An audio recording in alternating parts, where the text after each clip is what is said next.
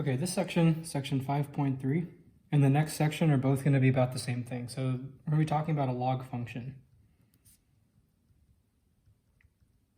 And more specifically, we say a log function has a certain base. So with base a, and here a is a number bigger than 0. And so what the log function is just we write like this: y is equal to log with the base and then x on the inside. And what this means the same thing as a to the y is equal to x. So as far as like just the equation y equals log base a of x, this is all we can write. There's no, if you want to plug in an x, for the most part, you need a calculator to find this. We'll go over through certain situations where we don't need a calculator, but in general, you do need a calculator to figure this out. But what this relationship means is, so say if we have this statement here, 9 to some number y is equal to 3. And we want to figure out what this y is. Well, we can go back and forth from this equation to this equation. So if you see over here, so 9 to the y is equal to 3.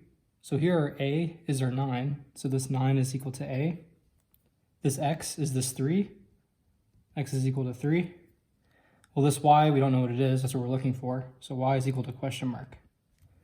So if we turn this into this equation, so we don't know where our y is. So we're going to have y is equal. We have log a. So a is 9.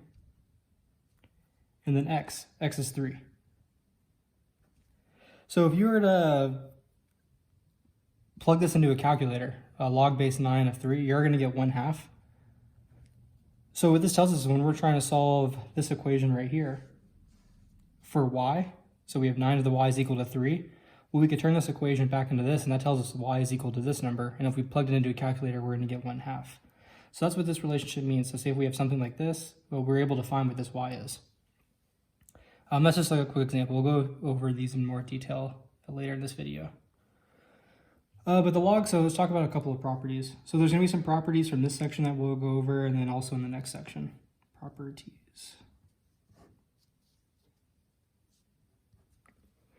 The first property is that you have log, and then your base is a, and if you plug a inside of the log, you're going to get 1.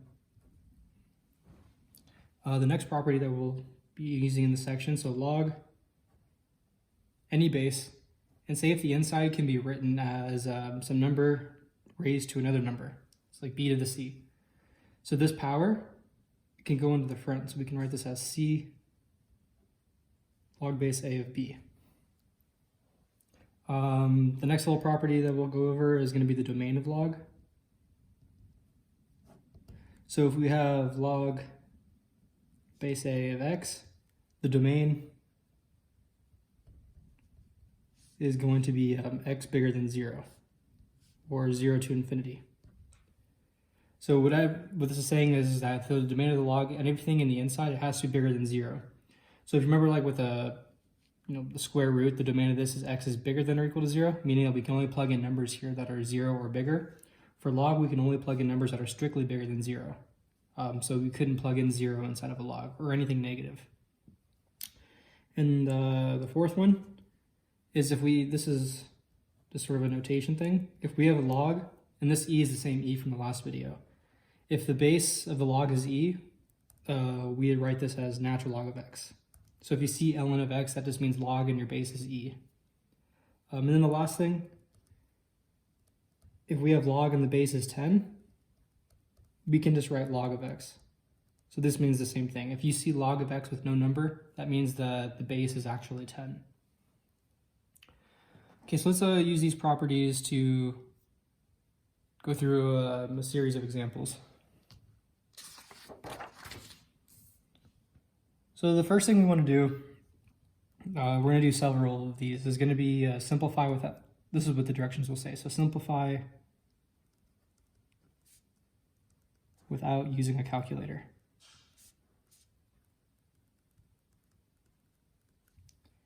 All right, so the first one, just log of 100.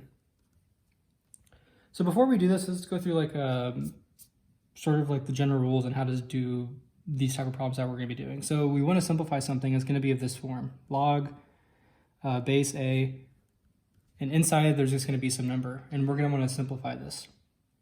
So what we want to do in order to get the right answer, you want to write this inside piece x. So we want to turn x into something of this form, whatever the base is, a, and then raised to some other number. We'll call that other number, we'll call it y. So in other words, we want to turn x into a to the y. And the reason we want to do that is, so say if we could somehow rewrite this x as a to the y, then we would replace this x with a to the y, so we'd have log a to the x, but we're going to replace this x with a to the y. So then we have log a to the y. And if you look on the previous page of the notes, we have a log rule here. If we have something raised to a power, we're going to bring that power into the front. So this is going to be y, log base a of a. But then as another rule is if we have the base and the inside of the same, that's just going to be 1. So this is going to be y times 1, which is just y. So we would have just simplified this, log base a to x, into this other number y. So again, the main idea is that whenever we're simplifying things like this, log base a of x, so just like this, here we have a log our a, which we don't write, which means it's 10, and our x is this number 100. So we want to turn this number 100 into 10 to some number. So let's do that. We have our log of 100. Let's just write the base into for clarity. So if we don't write the base, that means the base is 10. So we have log base 10 of 100. If we look over here, so then it looks just like this. We have log, a base, and something on the inside. So here's the base. Here's the something on the inside. We want to rewrite this something on the inside, this x, as the base. So 10 raised to some number. So we want to rewrite the inside as the base, which is 10, raised to some number which we called y. But we already know how to, we can do this in our heads. We know 10 squared is 100, so that means this y is 2. Again, because 10 to the 2 is equal 100.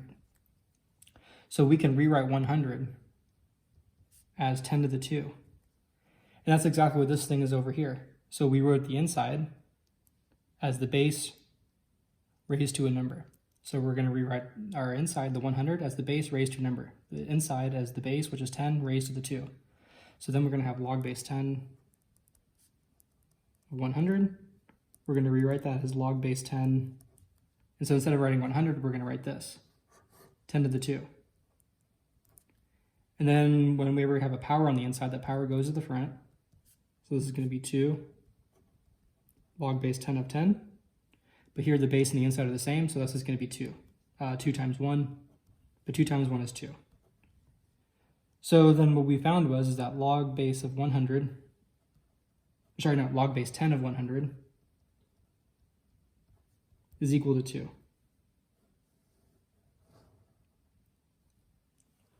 Okay, let's put this off to the side.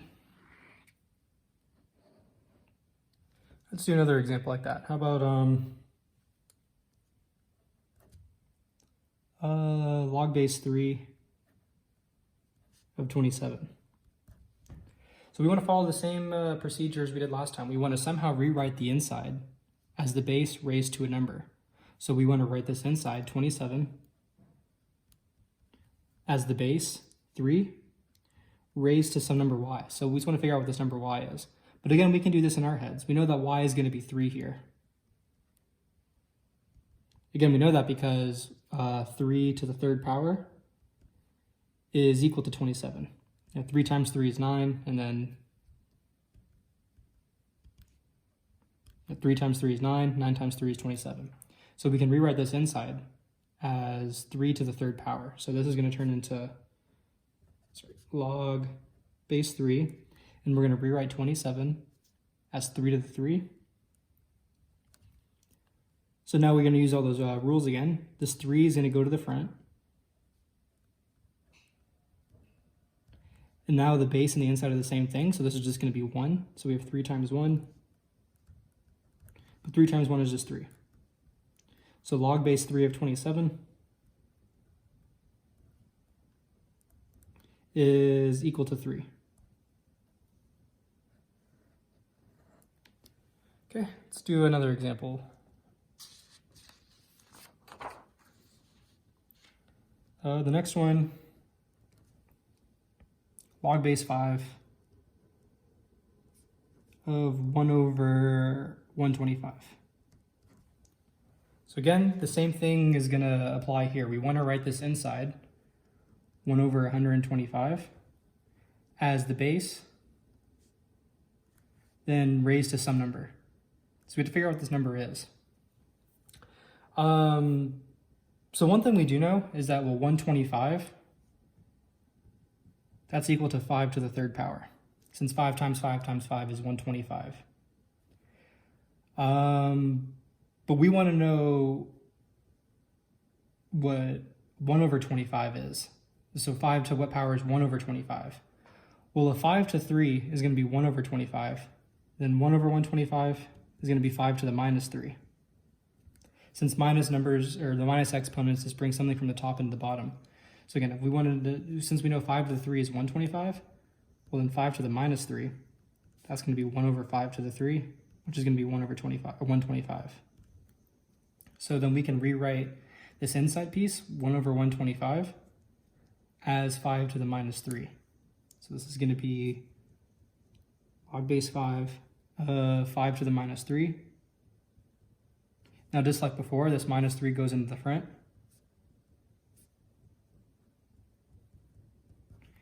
And then now the base and the inside are the same, so this is going to be 1. So it's going to be minus 3 times 1, and that's just going to be minus 3. So that tells us that log base 5 of 125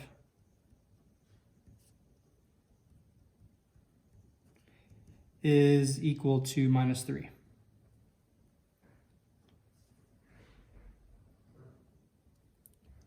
Okay, the next example we're going to do, number 4, is we want to find the natural log of the cube root of e. So whenever you're dealing with these problems, when there's like a cube root sound on the inside, we want to use this rule, that if you have the nth root of some number x, that's the same thing as x to the 1 over n. And whenever you're starting with the cube roots, you want to get rid of the cube root sign and move into the fractional exponent version. So the first thing we're going to do in this problem is, instead of writing cube root of 3, we're going to write natural log of e to the 1/3. That's just using this formula right here, where the n is going to be 3. So here we have the cube root of e. So that's a 3, so that's just going to be the inside piece raised to the 1 over 3. So natural log of e to the 1 over 3. But now we're in the position where we have something raised to a number. And just like before, that power can just move to the front. So this is going to be 1/3 natural log of e. But again, we said natural log, that's the same thing as log when your base is e. So this is going to be 1/3 log e of e. So the base is e, the inside's e, so that they match. So that means this is going to be 1. So this is going to be 1/3 times 1, which is just 1/3. So that tells us that natural log of the cube root of e is going to equal 1/3.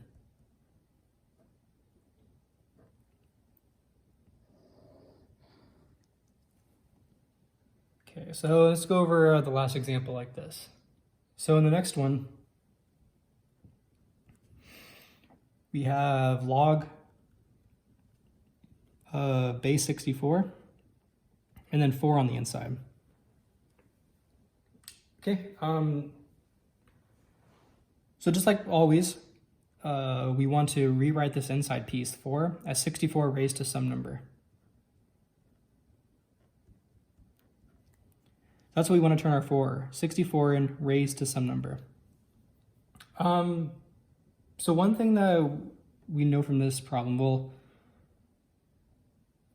the square root of 64, that equals 8, since 8 times 8 is 64. The cube root of 64, that's going to be 4, since because 4 times 4 times 4 is 64. But a second ago, using this rule right here, we see that if we write the cube root, that's the same thing as the inside raised to 1 over n. So if we write the cube root of 164, well, that's just the same thing as 64 to the 1/3. And that's equal to 4. Because again, the cube root of 64 is 4. Since 4 times 4 times 4, that's equal to 64. So the cube root of 64, another way of writing it is just 64 to the 1/3. So then that's this. That means that this y up here is 1/3. So we can rewrite our inside piece 4 as the base raised to this number 1/3. So we're going to rewrite this. So the base, which is 64, raised to the 1/3. So then this 1/3 can move to the front. And then we're left with the 64 on the inside, but now the base and the inside are the same, so this is going to be 1. So this is going to be 1/3 times 1, which is 1/3.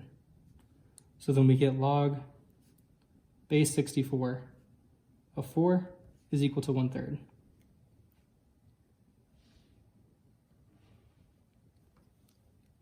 Okay, so then these 5 examples are going to be all the types of examples for these types of problems, like simplify without a calculator. So these would be all the variations that you could see. Okay, the next thing we're going to talk about from this section is converting a log equation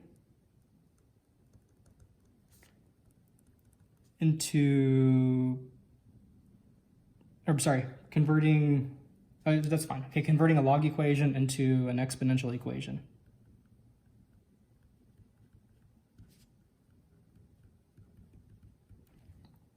Okay, so what this means is, so say if we start with just a basic log equation, how about like y is equal to log base 4 of 6.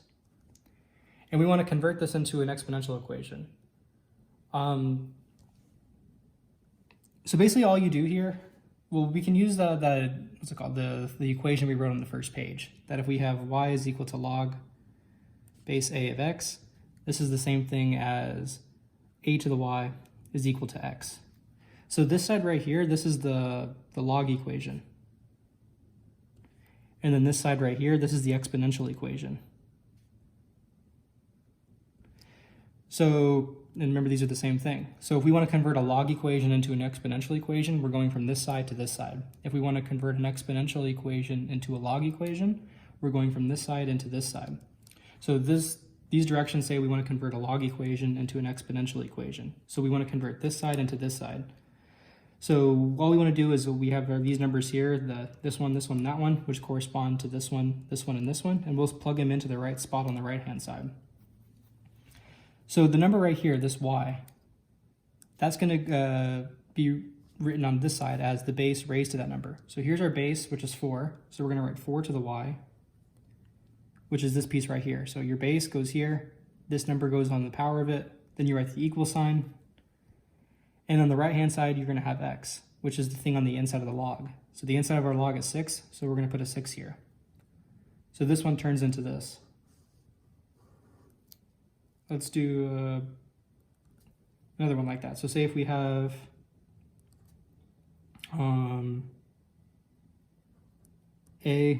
let's not use a. Z is equal to log base q of 4. And we want to convert this into an exponential equation. Let's just figure out what are all our variables. So the number right here, the y, that's going to be our z. So our y is equal to z. The number down here, a, in that situation is q. So the a is equal to the q. This number in here, the x, well, in this situation is 4. So the x is equal to 4. So we need to plug this, all these numbers, the y, the a, and the x, onto this right-hand side. So we get a to the y, which is going to be, so a to the y, so q to the z, equal sign x, and our x is 4. So then this one, if we were trying to convert this log equation, it converts into this exponential equation.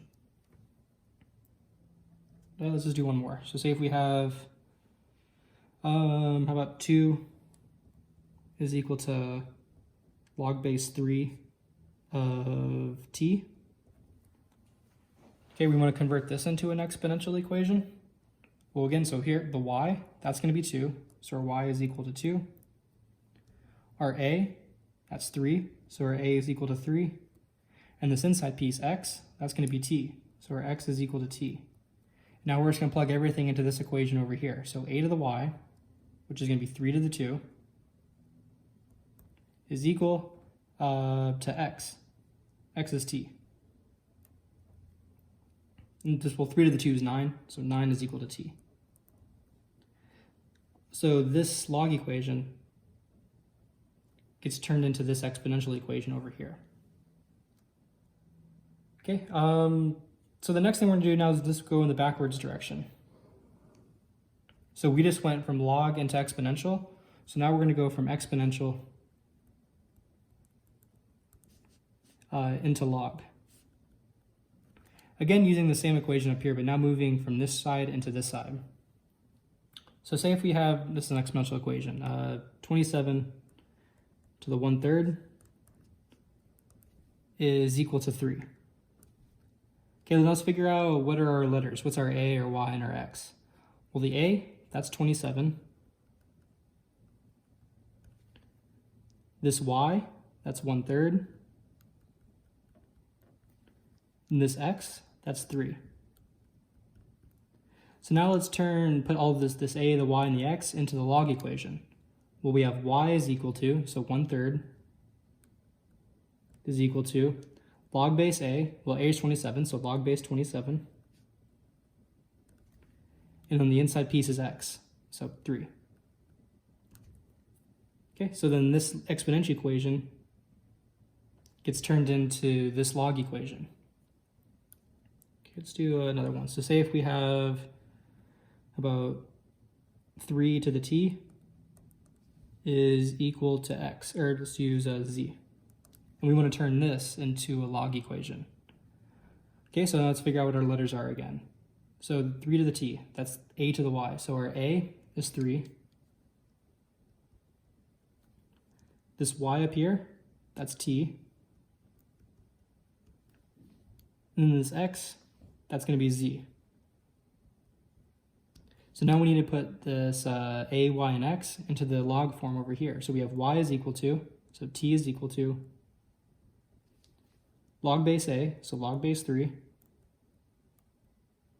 And on the inside we put x, and our x is z.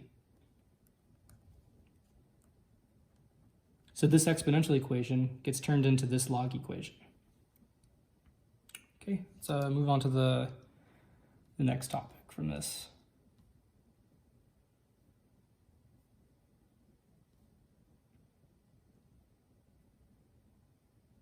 So the next thing we're going to talk about from this section is something called the change of base.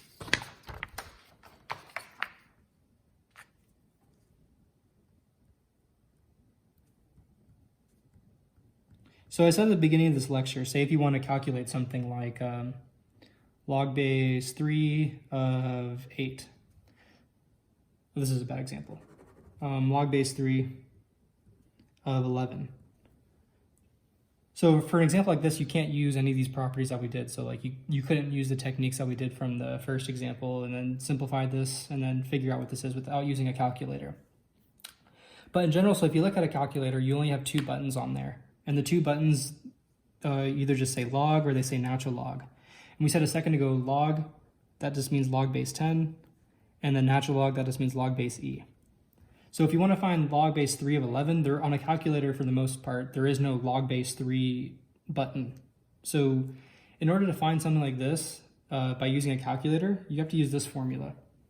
Now if you have, so say log base a of b, this is the same thing as log base 10 of b divided by log base 10 of a. So what you could do then, if you wanted to find, say, log base 3 of 11, well, what you do is then just using this formula, so log base a of b, that's log base 10 of b over log base 10 of a. So this is going to be log base 10 of 11 divided by log base 10 of 3. And again, so like I said a second ago, the log base 10 button is on a calculator. So you put this into your calculator, put this into your calculator, and just to do it out, you should get, so log of 11 So this is roughly going to be, so it's 1.042 divided by, and then if you hit the log button, put 3 in, 0.477. And if you divide those two numbers, you get 2.18. So this change of base formula, that's only for doing logs that you can't use like with the techniques from the beginning of this lecture, and that you need a calculator. But like we said, there's no log base 3 button on a calculator. All you have are these two buttons, log base 10 and log base E. So if you need to calculate something like this, log base 3 of 11, you'll have to use this formula. Okay, so last example from this section.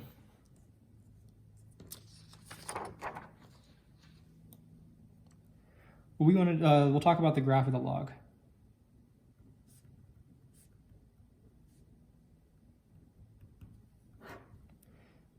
So the graph of log base a of x looks like this. And this is for any base, doesn't matter what your a is here. So it makes this shape. So it gets really close to the y-axis, but it never touches the y-axis, and then it just keeps going up and up and up to infinity. And this number right here is the point 1, 0. And then we have another point over here, a, 1. So something we didn't mention at one of the first properties. So for any base of log base a, if you plug in the number 1, you get 0. And a property we did talk about a second ago, or at the beginning of this lecture, that if we have log base a, and you plug a in, you get 1. So that's where these 2 points come from. Here's our x value. If you plug in 1, you get 0. And if you plug in a, you get 1. So these are 2 points that are going to be on this graph. And again, this is for any base. Any base you plug in 1, you get 0. And whenever the base and the inside are the same, you get 1. So let's say, we'll do one example. We want to graph f of x is equal to, let's do 2 log x minus 1 plus 6 using transformations.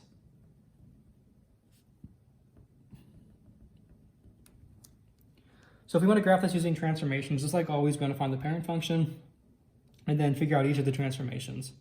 So whenever you're doing these log equations, your parent function is going to be just the log of x. And then you start, the transformation is happening closest to x and then moving away from that. So the first thing happening to x is this minus 1. So our first thing is log of x minus 1. The second thing is this 2 being multiplied by it. So we have 2 log x minus 1. And then the last thing, we have a plus 6.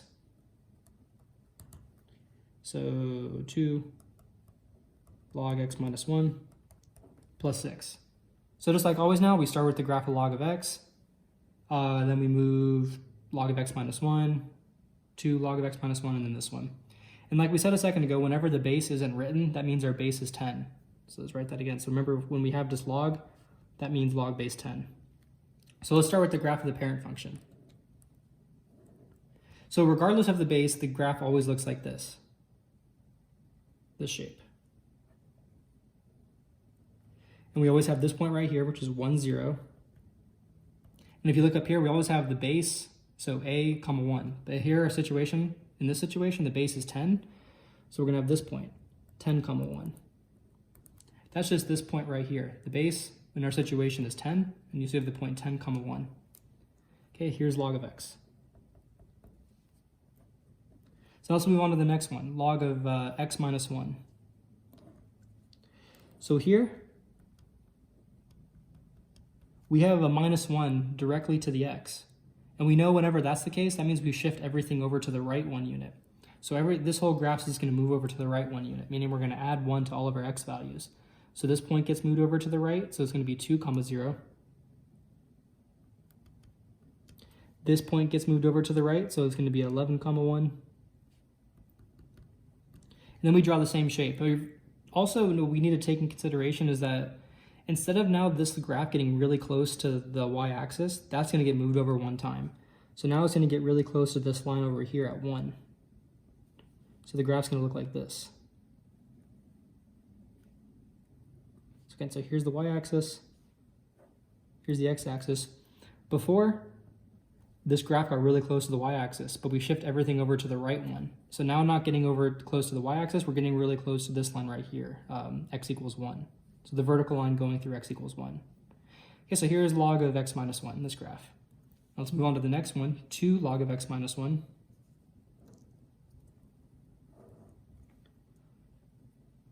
2 log x minus 1. So whenever we have a 2 on the outside of the x, that means we multiply all the y values by that number. So we're going to multiply this y value by it. So 2 times 0, that's a 0. So this point's going to stay still at 2, 0. Then here, this y value is 1, but we multiply it by 2, it turns into 2. So now it's going to be the point 11, 2. And this line's not going to change. So now this is going to be the new graph. Okay, now move on to the next one, which is the last one, adding the 6.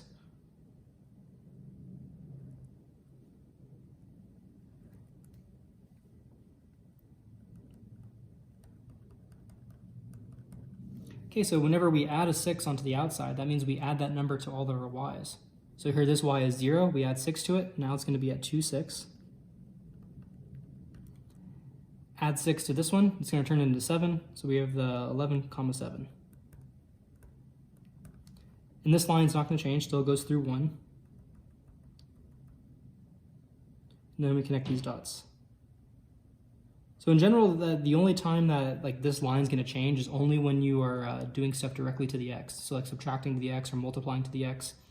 Otherwise, that line's not going to change at all. So whenever we do things to the y, like multiply this 2 on the outside, we multiplied all the y's by 2. This line didn't change. Here we added 6 to the y's. But again, this line doesn't change. This line only is going to change when you're doing like the x minus 1 type things. So when we go through all the transformations and you get to this last graph, which is the graph that we needed. Okay, so that takes care of that problem. And yeah, so that's all from, let's do one last thing from this problem. We'll do it up here. This won't take much room.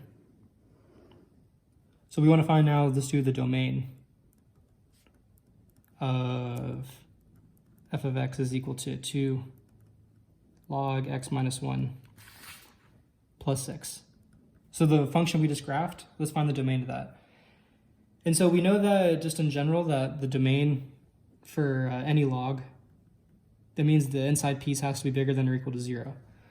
So what this is telling us is whenever we're trying to find the domain of a log function, all you do is set the inside bigger than or equal to 0. Actually, let's add to that. So when we said before when we were trying to find the domain that there was always 2 things we looked at. We always looked at fractions and then square roots. And that's still the case. But now when we're trying to find the domain, we also have to look for logs. And so each of these 3 things are going to have a different thing to work with whenever they exist in the problem. So for example, we want to find the domain of this, we still ask ourselves the same question. Are there fractions? Are there square roots? But now we need to ask the additional question, are there logs? So we look at this problem. Are there fractions? That answer is no, so there's nothing we do here. Are there square roots? That answer is no, so there's nothing we do with that. And are there logs? That answer is yes, so there is something we have to do.